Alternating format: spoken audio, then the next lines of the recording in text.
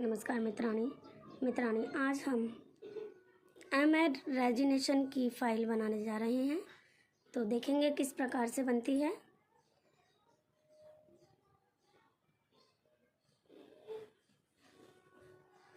एक तो कोई अपना टॉपिक होगा जो कि मैंने लिया है महिला शिक्षा में कस्तूरबा गांधी बालिका विद्या मंदिर की भूमिका का अध्ययन, और यूनिवर्सिटी चौधरी चरण सिंह विश्वविद्यालय मेरठ की एमएड उपाधि की आंशिक अभिपूर्ति हेतु प्रस्तुत लघु शोध प्रबंधन 2022-24।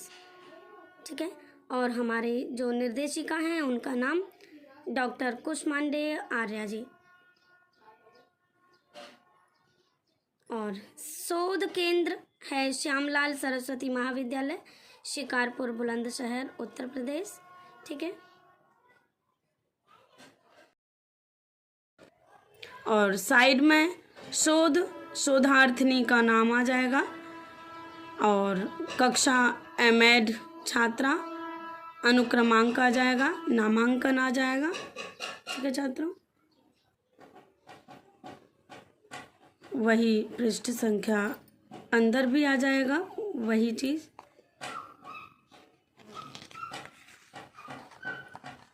अब प्रस्तुत लघु शोध प्रबंध को मैं अपने माता पिता एवं गुरुजन के नाम समर्पित करती हूँ। यहाँ पर प्रमाण पत्र इस प्रकार से आ जाएगा।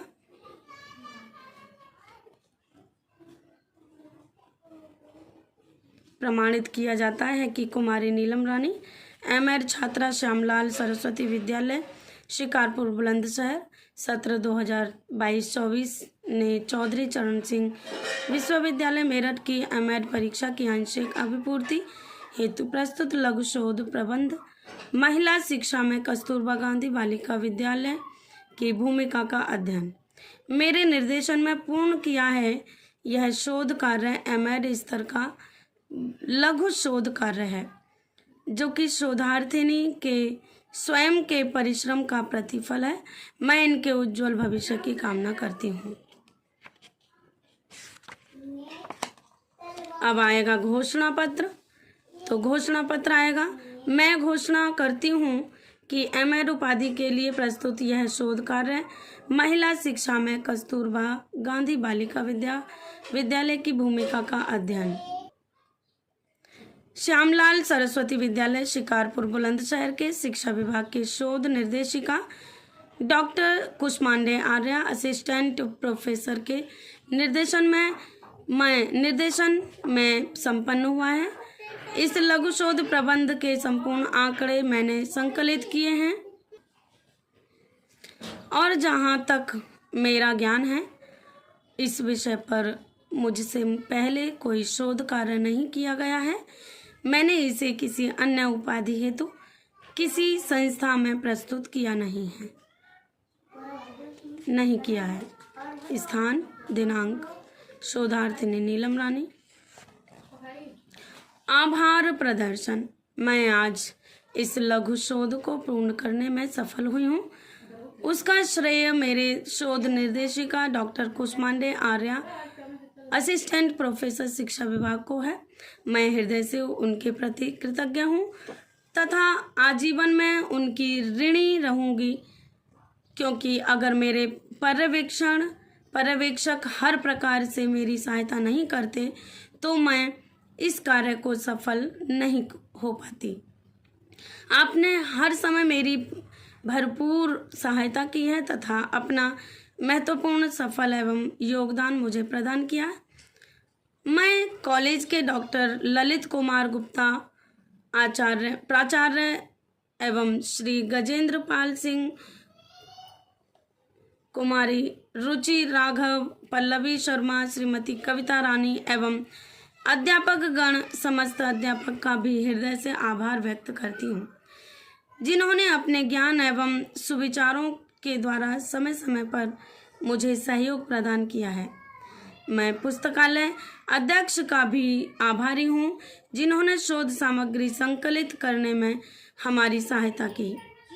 इस शोध कार्य में मैं अपने माताजी, पिताजी एवं अपने मित्रों की हृदय से आभारी हूँ जिन्होंने इस लघु शोध कार्य को करने में मेरा पूर्ण सहयोग किया।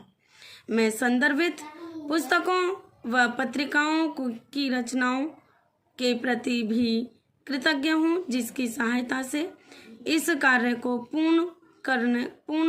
पूरा कराने में मैं सफल हुई। धन्यवाद। देखिए यहाँ पर विषयानुक्रमणिका है तो कि किस पृष्ठ पर अध्याय विवरण यानी प्रथम प्रस्तावना हमारा 1 पेज से 6 पेज तक है और फिर द्वितीय संबंधित साहित्य का अध्ययन, तृतीय योजना का परिचय, ये इस प्रकार से हुआ है हमारा। ठीक है। आगे है चतुर्थ लक्ष्य समूह एवं नामांकन। पंचम है ब्रिज कोर्स एवं पाठ्यक्रम का अध्ययन। षष्ठ है क्रमोन्नत करने के प्रस्ताव की सार्थकता। सप्तम है उपसंहार। ठीक है मित्रांनो। अब आगे नेक्स्ट हो जाएगा संदर्भ ग्रंथ सूची। अब यहाँ से देखते हैं हम प्रथम अध्याय। तो प्रथम अध्याय प्रस्तावना। अध्याय प्रथम प्रस्तावना। शिक्षा हर व्यक्ति का मानवाधिकार है, उसे यह हर हाल में उपलब्ध होनी चाहिए। आधुनिक भारतीय समाज इस बात को सैद्धांतिक रूप में तो पूरी तरह स्वीकार करता है, किंतु जब बात इसके व्यावहारिक क्रियान्वयन की हो तो स्थिति ठीक ठाक नहीं है। भारत में शिक्षा संबंधित आंकड़े इस बात की ओर संकेत करते हैं कि निर्धनता तथा बालिका वर्ग का होना एक ऐसा अभिशाप है जो इस देश की बालिकाओं को उनके इस मानवाधिकार से दूर कर देता है। 2011 की जनगणना के अनुसार भारत में महिलाओं की साक्षरता दर मात्र 65% से 46% है, अर्थात आज भी बड़ी संख्या में बालिकाएं विद्यालयी शिक्षा से वंचित हैं। जो बच्चियां विद्यालय तक पहुंच जाती हैं, उनकी एक बड़ी समस्या अपनी शिक्षा को आगे जारी रख पाने की है। यूनिसेफ की ताज़ा रिपोर्ट में बालक बालिका शिक्षा असमानता की दृष्टि से जिन 25 राष्ट्रों को समस्याग्रस्त माना है, उनमें से भारत भी एक है, जो कि चिंता का विषय है। यह ठीक है कि आधुनिक भारतीय समाज में बड़ी संख्या में महिलाएं ज्ञान विज्ञान के विविध क्षेत्रों में पुरुषों के साथ कंधे से कंधा मिलाकर कार्य कर रही है, अपनी योग्यता का परिचय दे रही है, किंतु हमें इस पर बड़े सच को भी अस्वीकार नहीं कर सकते कि बड़ी संख्या में बालिकाएं या तो विद्यालयों तक पहुंच ही नहीं पाती हैं या फिर आधी अधूरी शिक्षा प्राप्त कर बीच में ही पढ़ाई छोड़ देने को विवश हो जाती हैं। अब नेक्स्ट पेज है बालिका शिक्षा के संदर्भ में शिक्षा जैसे मानवाधिकार का व्यावहारिक क्रियान्वयन नहीं हो पा रहा है। सामाजिक एवं आर्थिक ढांचे के परिवर्तन हेतु शिक्षा की महत्वपूर्ण भूमिका है। स्त्री समाज का आधा हिस्सा है, आधी दुनिया है, जगत निर्मात्री है। यदि हमें अपने संपूर्ण समाज का विकास करना है तो हम आधी दुनिया को नज़रअंदाज नहीं कर सकते हैं। अतः इस आधी दुनिया यानी महिलाओं का शिक्षित होना अति आवश्यक है। निश्चित रूप से एक शिक्षित महिला अपने अस्तित्व और अधिकारों के लिए संघर्षशील होती हैं। शिक्षा एक मौलिक अधिकार है, लेकिन सवाल यह उठता है कि जहां अभी जन्म के अधिकार के लिए ही लड़कियों को संघर्ष करना पड़ रहा है, तो फिर शिक्षा के अधिकार के लिए तो बहुत प्रयास करने की ज़रूरत है।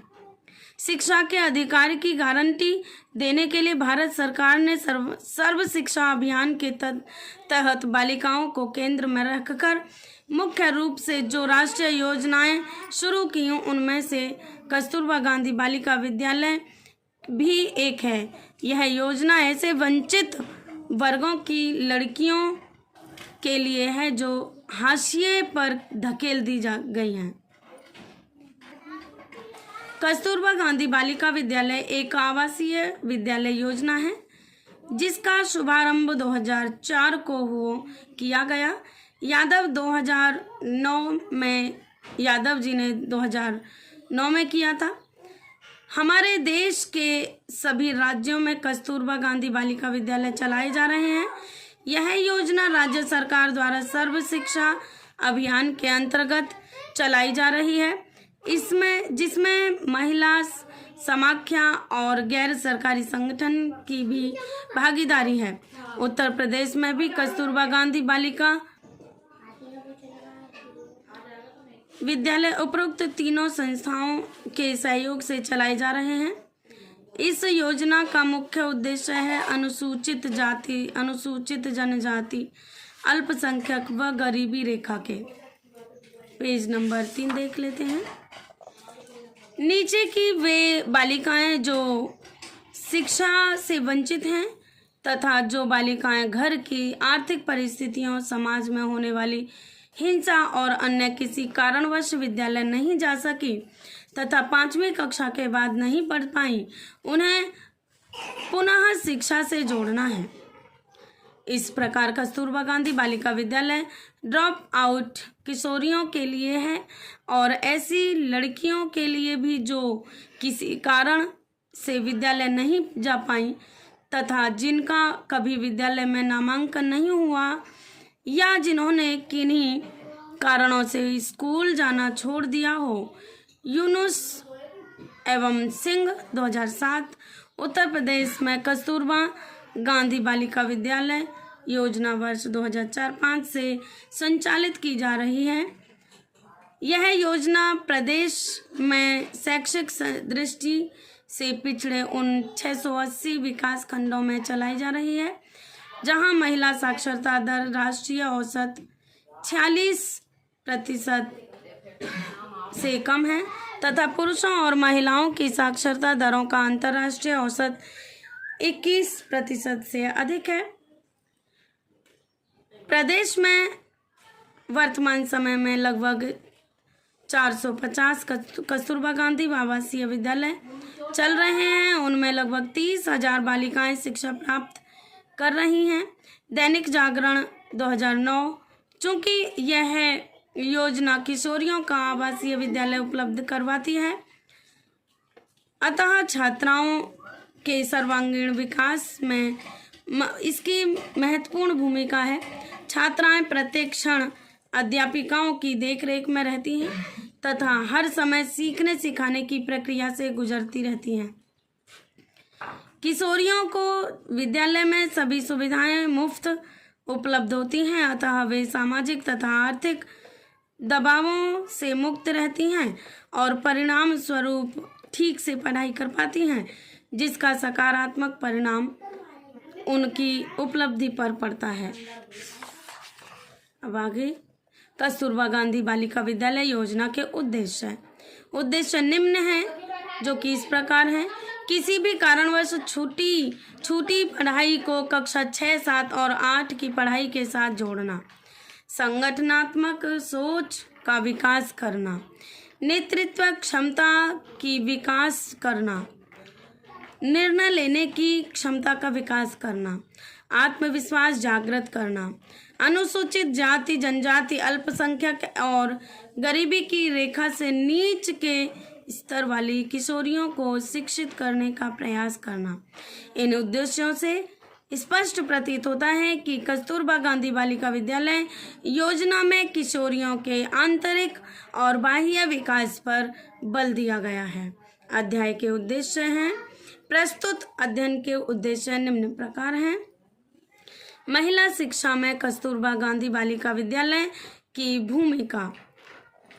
नंबर 2, कस्तूरबा गांधी बालिका विद्यालय में नामांकन तथा ठहराव की स्थिति। नंबर 3, ब्रिज कोर्स एवं पाठ्यक्रम का अध्ययन। नंबर 4, कस्तूरबा गांधी बालिका विद्यालय को क्रमोन्नत करने का प्रस्ताव की सार्थकता। आगे देखते हैं छात्रों।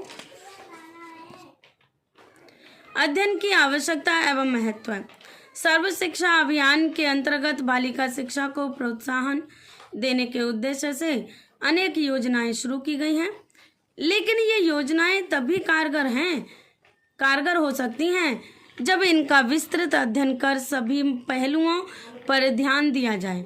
यह अध्ययन शोधार्थी के इस विश्वास पर आधारित है कि यह कस्तूरबा गांधी बालिका विद्यालय के शैक्षिक परिवेश, पर्यावरण और महिला शिक्षा योगदान जानने में सहायक होगा। शोध विधि। प्रस्तुत शोध कार्य हेतु जनपद मेरठ के कस्तूरबा गांधी बालिका विद्यालय का चयन किया गया।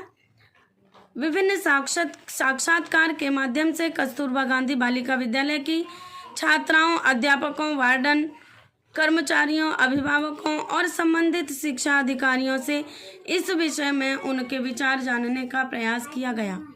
इस दौरान जो तथ्य प्रकाश में आए उनका विश्लेषण कर प्रस्तुत किया गया। शोध प्रक्रिया। यह शोध निम्नलिखित 2 सोपानों में संपन्न होगा। प्रथम चरण, तथ्यों का संकलन। प्राथमिक स्रोत। कस्तूरबा गांधी बालिका विद्यालय की छात्राओं, अध्यापकों, वार्डन, कर्मचारियों, अभिभावकों और संबंधित शिक्षा अधिकारी। द्वितीय स्रोत। विभिन्न लेखकों द्वारा प्रकाशित लेखों का अध्ययन किया गया। नंबर 2, अन्य लेखकों द्वारा लिखित पुस्तकों का अध्ययन किया गया। द्वितीय चरण, तथ्यों के विश्लेषण के आधार पर सूचनाओं की व्याख्या एवं निष्कर्ष ज्ञात किया गया। तो ये रहा हमारा प्रथम अध्याय। ठीक है मित्रांनो, अब तक हमने प्रथम अध्याय पढ़ा था। अब हम द्वितीय अध्याय दूसरे अध्याय में पढ़ेंगे दूसरी वीडियो में। धन्यवाद छात्रों। नमस्कार छात्रों।